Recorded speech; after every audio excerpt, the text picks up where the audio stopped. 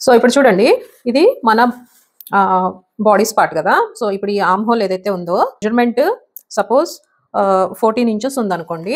ఈ slew crown ఉంటుంది కదా, ఈ పార్ట్, ఇది మనకి 2 to 3 సెంటీమీటర్స్ ఎక్కువ పెట్టి కట్ చేస్తాము.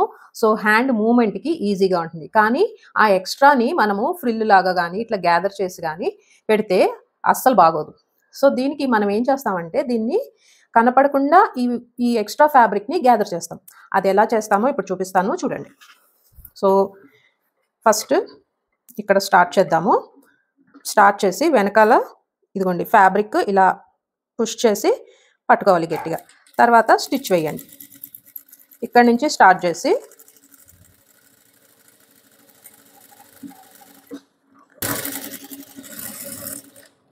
సో ఇలా ఇప్పుడు చూడండి, చూసారా ఎలా వచ్చిందో. సో ఎక్స్ట్రా మనకి దగ్గర 2 to 3 సెంటీమీటర్స్ ఫ్యాబ్రిక్ గ్యాదర్ అయింది. ఇది మనము స్టిచ్ వేసినాక మళ్ళీ నీట్గా ఐరన్ చేసేస్తే మీకు ఎక్కడ కూడా చిన్న ముడత అనేది కూడా కనపడదు. కానీ ఆ ఎక్స్ట్రా ఫ్యాబ్రిక్ ఆ ఆర్మ్ హోల్ అనే దాంట్లోకి సెట్ అయిపోతుంది. సో ఈ ట్రిక్తో మనం స్లీవ్ జాయిన్ చేస్తే చాలా బాగుంటుంది. ఫినిషింగ్ ఫిట్టింగ్ చాలా అద్భుతంగా వస్తుంది.